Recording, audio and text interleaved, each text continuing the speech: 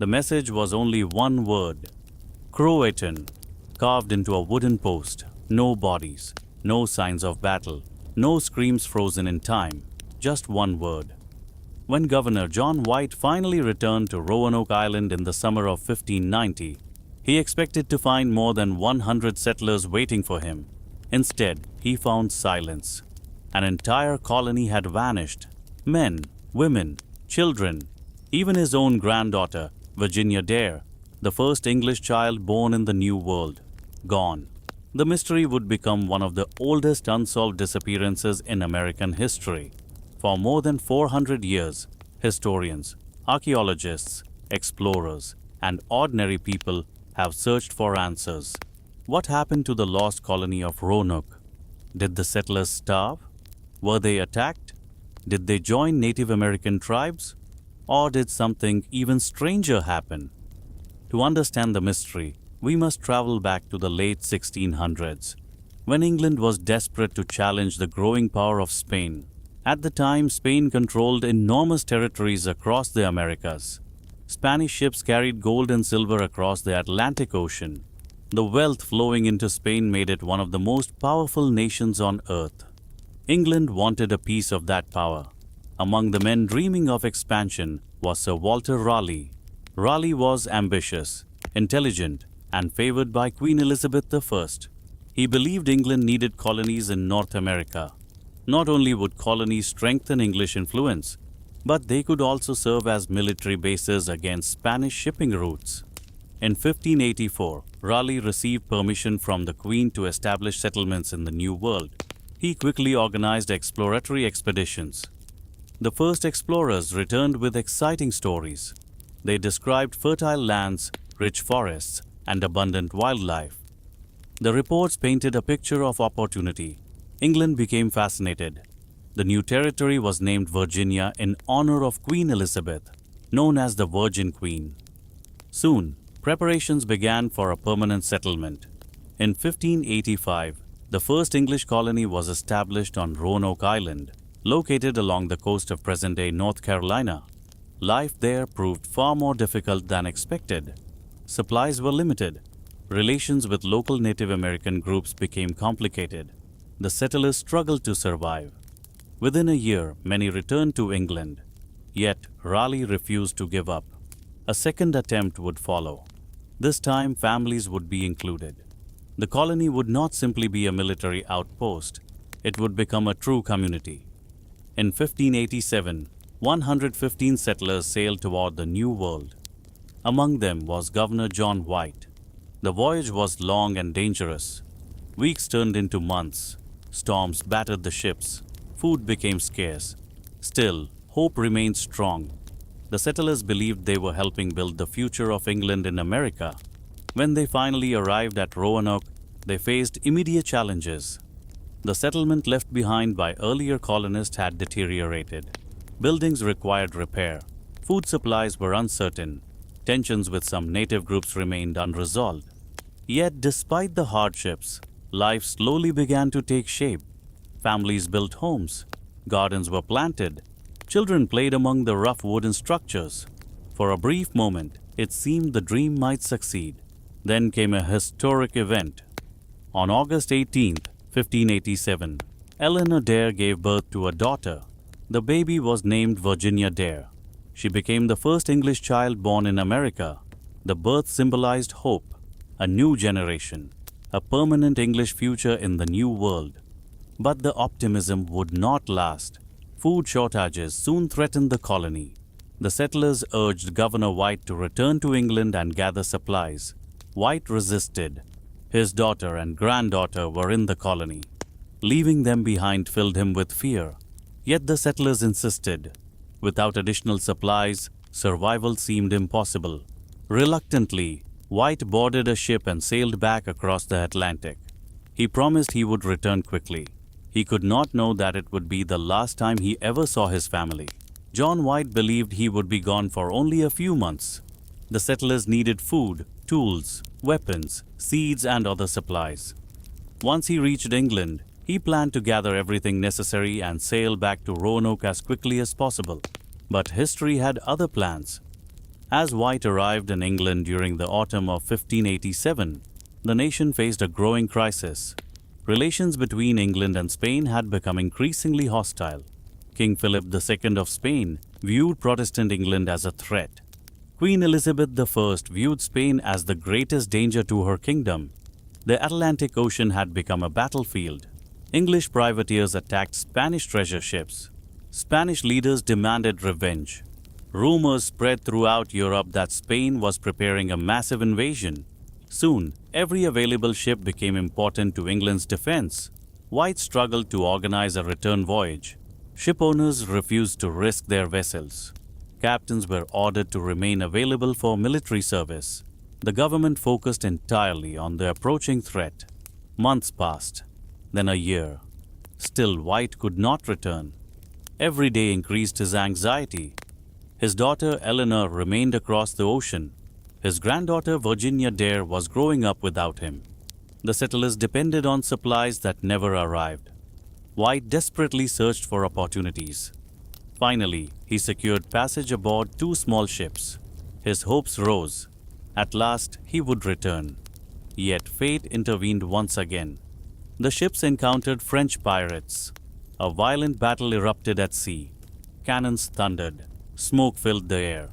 The English vessels suffered heavy damage. Many supplies were stolen. The mission failed. White was forced back to England. Another precious opportunity had vanished. Meanwhile, the threat from Spain grew larger.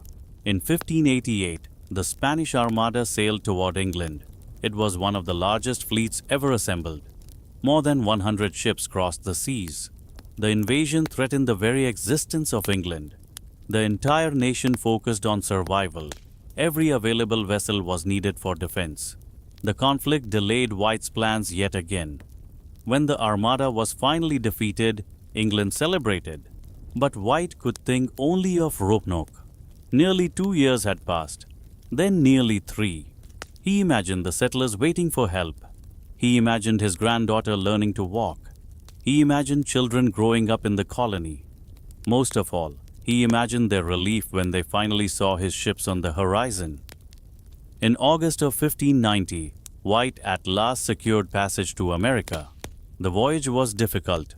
Storms battered the ships. Winds pushed them off course. Yet White remained determined.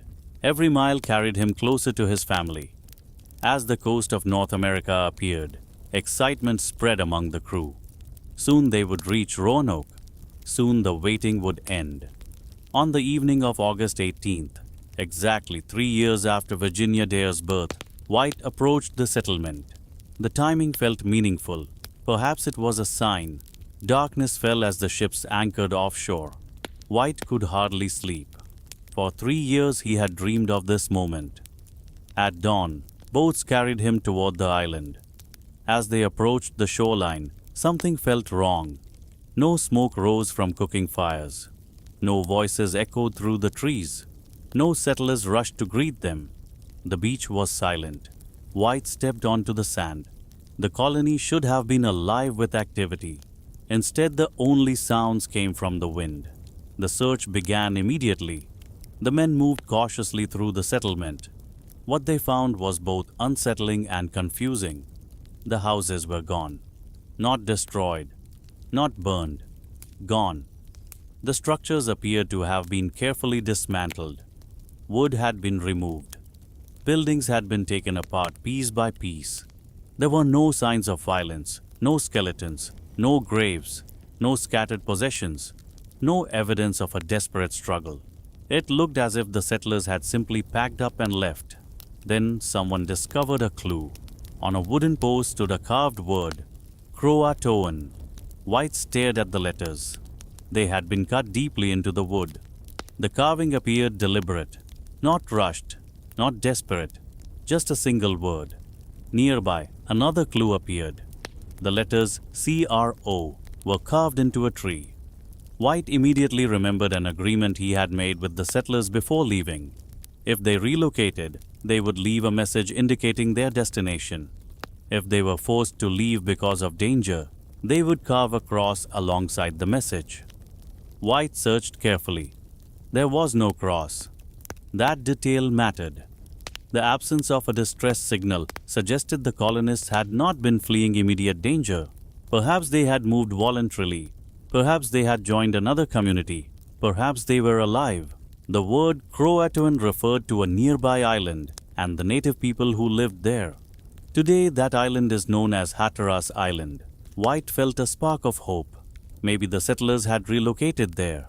Maybe his family was waiting. Maybe the mystery was about to be solved. He immediately wanted to sail for CROATOAN, but nature had other plans. A powerful storm approached. Winds strengthened. Waves crashed against the coastline. The ship captains feared disaster. They argued that continuing would be too dangerous. White pleaded with them. His family could be only a short distance away. Every hour mattered. Yet the captains refused. The weather grew worse. Reluctantly, the expedition turned back toward England. As Roanoke disappeared behind the horizon, John White watched helplessly. He never returned. He never saw his daughter again. He never saw Virginia Dare again. He never learned what happened to the colony. The mystery remained unsolved. For generations, stories spread across America and Europe. People speculated endlessly. Some believed the settlers had been attacked. Others believed they had starved. Some thought they had been absorbed into native communities. A few imagined even stranger explanations. But no one knew the truth. An entire community had vanished. More than 100 people had disappeared from history. And all they left behind was a single word: CROATOAN. The mystery of the lost colony had only just begun. The word CROATOAN referred to a nearby island and the native people who lived there. Today, that island is known as Hatteras Island. White felt a spark of hope. Maybe the settlers had relocated there. Maybe his family was waiting. Maybe the mystery was about to be solved. He immediately wanted to sail for CROATOAN, but nature had other plans. A powerful storm approached. Winds strengthened. Waves crashed against the coastline. The ship captains feared disaster. They argued that continuing would be too dangerous. White pleaded with them. His family could be only a short distance away. Every hour mattered. Yet the captains refused. The weather grew worse. Reluctantly, the expedition turned back toward England. As Roanoke disappeared behind the horizon, John White watched helplessly. He never returned. He never saw his daughter again. He never saw Virginia Dare again. He never learned what happened to the colony. The mystery remained unsolved. For generations, stories spread across America and Europe. People speculated endlessly. Some believed the settlers had been attacked. Others believed they had starved. Some thought they had been absorbed into native communities. A few imagined even stranger explanations. But no one knew the truth. An entire community had vanished. More than 100 people had disappeared from history. And all they left behind was a single word: CROATOAN. The mystery of the lost colony had only just begun. For years after the disappearance of the Roanoke colonists, people searched for answers. Most found none. The forests of coastal North America were vast and unforgiving. The settlers seemed to have vanished without leaving a trace. Yet not everyone believed they had died. Some explorers began hearing strange stories that would keep the mystery alive for centuries. The first clues came from Native American communities living along the Atlantic coast. These stories were often passed from one generation to another. Some described encounters with people who did not look like local tribes. Others spoke of villages where unusual customs appeared. At first, many English leaders dismissed such accounts. But over time, the reports became harder to ignore. One of the most important clues came from the CROATOAN people. The name itself had already appeared at Roanoke. It was carved into the wooden post left behind by the settlers. The CROATOAN tribe lived on an island south of Roanoke. Unlike some neighboring groups, they had generally maintained friendly relations with the English. Because of this, many historians wondered whether the colonists had sought refuge among them. The idea seemed possible. The settlers had been struggling, food was limited, supplies had not arrived. Moving to a friendlier area could have increased their chances of survival. In fact, relocating would have been a logical decision. Years later, English explorers visited native villages and reported something unusual. Some tribal members possessed European objects, metal tools, pieces of armor, weapons, items that could have come from English settlers. Of course, these objects might have been obtained through trade, but some observers believed there was more to the story. Then came even stranger reports. Several explorers claimed they encountered Native Americans with physical features uncommon among neighboring tribes. Some individuals reportedly had gray eyes. Others appeared to have lighter skin. A few stories even mention people with partially European features. Modern historians approach such reports carefully. Many were recorded decades after the events. Human memory can be unreliable. Stories can change over time. Yet the reports continued to appear. Each one added another layer to the mystery. One of the most famous accounts emerged in the early 1700s. An English explorer named John Lawson traveled through the Carolina region. During his journeys, he recorded conversations with local tribes. Some native people told him that their ancestors had welcomed white settlers long ago. According to these stories, the newcomers had eventually become part of the tribe. Lawson also noted that some individuals claimed descent from those settlers. Whether the stories were completely accurate remains uncertain, but they fascinated later historians. Could the lost colony have survived by blending into native communities? The theory offered answers to several important questions. It explained why there were no signs of battle at Roanoke. It explained why the houses had been dismantled rather than destroyed. It explained why no distress signal had been carved alongside the word CROATOAN. Most importantly, it explained why no bodies were found. If the settlers had moved willingly, they would have taken their belongings and traveled together. The mystery would no longer be about disappearance. It would become a story of adaptation and survival. Yet, not everyone accepted this explanation. Some researchers pointed to another possibility. Relations between English settlers and neighboring tribes were often tense. Conflicts had occurred before. Food shortages could create hostility. Misunderstandings could quickly become violence. Perhaps the colonists initially relocated, but later faced attacks. Perhaps only a few survived. Perhaps their descendants carried fragments of the story into later generations. The evidence remained frustratingly incomplete. Then archaeologists entered the search. Centuries after the colony vanished, researchers began examining sites throughout the region. They hoped the ground itself might reveal what history had hidden. Excavations uncovered various artifacts linked to the early English presence: pottery fragments, metal objects, tools, pieces of weapons. Some discoveries suggested English settlers had indeed moved away from Roanoke. Yet proving exactly who left the artifacts proved difficult. Many different groups had passed through the region over the centuries. Each discovery raised new questions. The mystery refused to give up its secrets. Meanwhile, the legend of Virginia Dare continued to grow. As the first English child born in America, she became a symbol of the colony. Stories imagined her survival. Some legends claimed she grew up among native tribes. Others transformed her into a mythical figure. Poets wrote about her. Novelists created fictional adventures. Artists painted scenes that had never happened. The real Virginia Dare disappeared into history, but her legend became larger than life. By the 19th century, the Lost Colony had become one of America's greatest historical mysteries. School children learned about it. Newspapers published theories. Researchers debated every clue. Yet despite all the discussion, one simple fact remained unchanged. No one knew exactly what happened. The mystery had survived longer than the colony itself.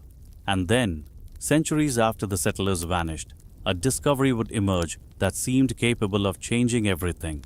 A hidden clue, a forgotten map, a mark so small that it had escaped notice for generations. Some historians believed it pointed directly toward the fate of the lost colony. If they were right, the answer had been waiting in plain sight all along. For more than 300 years, historians searched for evidence. Books were written, expeditions were launched, theories came and went. Yet the fate of the lost colony remained unknown. Then, an unexpected discovery captured the attention of researchers around the world. The clue had been hidden in plain sight, and it came from the very man who had founded the colony, John White. White was more than a governor. He was also an artist and cartographer. During his time in North America, he created detailed drawings and maps of the region. These maps became some of the earliest visual records of the English experience in the New World. For centuries, historians studied them. Nothing unusual seemed to stand out. Then, during the 20th century, researchers working with White's original map noticed something strange. Part of the map appeared to have been covered with a small patch of paper. The patch looked old. It seemed to have been attached centuries earlier. At first, nobody paid much attention. Old maps often contained repairs and modifications. But curiosity eventually led researchers to examine the patch more closely. What they found was remarkable. Beneath the patch was a symbol. The symbol appeared to represent a fort. Not just any fort. A fort located inland from Roanoke Island. The discovery sparked immediate excitement. Could this hidden marking reveal where the settlers had planned to go? Some historians believed it could. The theory made sense. The original colony had faced serious problems along the coast. Food shortages were common. Relations with some native groups were unstable. Moving inland might have offered better opportunities, fresh water, more fertile land, greater security. Perhaps the settlers relocated according to plans already being considered before White left for England. If that were true, the hidden symbol might point directly toward their destination. Researchers began studying the surrounding region. The area near the marked location became a focus of archaeological investigations. Excavations soon uncovered intriguing evidence: fragments of English pottery, metal tools, household items, artifacts dating to the late 1600s. Each discovery generated headlines. Some experts argued that these objects supported the relocation theory. Others urged caution. Finding English artifacts did not automatically prove the lost colony had settled there. The region had seen various English expeditions over time. The items could belong to later visitors. The debate intensified. But the map was not the only clue. Another fascinating possibility emerged. What if the colonists had not remained together? Life in the New World was difficult. Survival often required flexibility. Perhaps the colony split into smaller groups. One group may have joined the CROATOAN people. Another may have moved inland. Others might have traveled even farther. Such a scenario could explain why evidence appeared in multiple locations. Instead of one destination, there may have been several. The settlers could have dispersed across the region, adapting wherever they found the best chance of survival. This idea gained support from historical records. Some accounts suggested that native communities spoke of white settlers living among them. Other reports hinted at small groups moving through the interior. No single story provided definitive proof, yet together they painted a picture of movement rather than sudden destruction. Meanwhile, archaeologists continued their work. Every fragment of pottery was carefully examined. Every metal object was catalogued. Every discovery was compared against known English artifacts from the late 1500s. Progress was slow. History rarely reveals its secrets easily.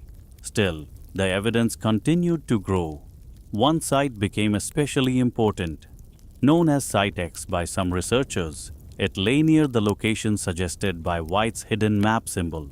Excavations there uncovered several items that appeared connected to early English settlers. Among them were pottery fragments similar to those used during the Roanoke period. The findings attracted national attention. Could Site X be the missing settlement? Could it finally solve the mystery? Not everyone agreed. Some archaeologists argued that the evidence was too limited. Others believed the artifacts may have arrived through trade rather than settlement. The disagreement highlighted a larger challenge. The lost colony existed at the edge of recorded history. Documentation was scarce. Physical evidence was fragile. Certainty remained elusive. Yet the hidden map changed the conversation. For centuries, people had imagined the colonists simply disappearing. Now there was growing reason to believe they had made deliberate choices. Perhaps they were not victims of a sudden catastrophe. Perhaps they were survivors, men and women determined to build new lives despite overwhelming challenges. If so, their story was even more remarkable than anyone had imagined. But another mystery remained. If the settlers survived, why did no clear records ever emerge? Why did no one return to English settlements farther north? Why did no definitive message reach England? The answer may lie in the harsh realities of colonial America. Distance was immense. Communication was unreliable. Disease, conflict, weather, and isolation shaped daily life. A colony struggling to survive might have had little opportunity to contact the outside world. As years passed, survivors could have become integrated into local communities. Children would grow up. Languages would change. Cultures would blend. The memory of Roanoke might slowly fade. History would remember a disappearance. But the people themselves may have simply continued living. And somewhere in that possibility lay one of the most fascinating questions in American history. What if the lost colony was never truly lost? What if its descendants lived on for generations, unaware that they were carrying one of America's greatest mysteries within their own family histories? The search for those descendants would become another chapter in the story, a chapter filled with strange traditions, family legends, and clues stretching across centuries. By the beginning of the 20th century, the mystery of Roanoke had become part of American folklore. Generations had grown up hearing the story. An entire colony had vanished. No graves, no official records, no confirmed survivors, only questions. Yet in small towns scattered across the American South, some families preserved unusual stories. These stories were passed from grandparents to children and then to grandchildren. Many claimed that their ancestors were connected to the lost colony. At first, historians paid little attention. Family legends are common. Nearly every region has stories linking local families to famous historical events. Most cannot be verified. But the Roanoke legends were different. The same themes appeared repeatedly. Families described ancestors with English names who had lived among Native American communities. Some spoke of unusual traditions that blended European and native customs. Others claimed that their elders had always insisted that their family descended from the settlers who disappeared from Roanoke. The stories became especially common among groups living in parts of North Carolina. Researchers began collecting accounts. Many were surprisingly detailed. Some families could trace oral histories back several generations. The details varied, but a familiar pattern emerged. According to these traditions, some colonists had survived by joining native communities and gradually becoming part of them. Over time, distinctions between settlers and tribes faded. Children were born, families expanded. Entire generations grew up without direct connections to England. If true, this would explain why no English rescue mission ever found the colonists. The survivors would no longer have been living as a separate colony. They would have become part of a new society. One group attracted particular attention. Known historically as the Lumbee people of North Carolina, they possessed a complex and unique heritage. For decades, researchers debated their origins. Some local traditions suggested connections to the lost colony. Supporters of the theory pointed to surnames, cultural practices, and historical accounts. Critics argued that the evidence was insufficient. The debate continues even today. The question remains simple. Could descendants of Roanoke still be living in America? As technology advanced, researchers gained a new tool: DNA analysis. For the first time, scientists could compare genetic information and search for biological connections that historical records could not reveal. Excitement spread quickly. Many hoped science would finally solve the mystery. Projects were organized. Volunteers submitted DNA samples. Researchers compared family histories and genetic markers. The goal was ambitious: identify descendants of Roanoke settlers and trace their connections through the centuries. The results proved both fascinating and frustrating.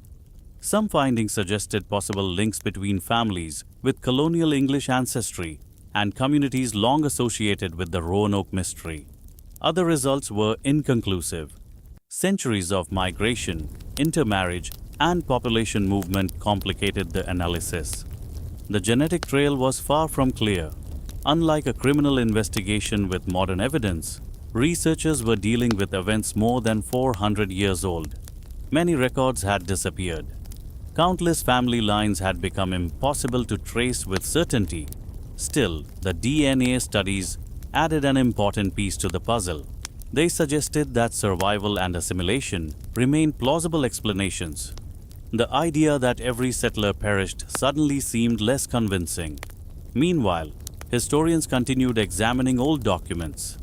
Some records from early colonial America contained intriguing references. English explorers occasionally reported encountering native communities with unusual characteristics. A few described people who spoke fragments of English. Others mentioned individuals who appeared familiar with European customs. One account described Native Americans who claimed descent from white ancestors. None of these reports provided definitive proof. Yet collectively, they hinted at a more complicated story than historians once imagined.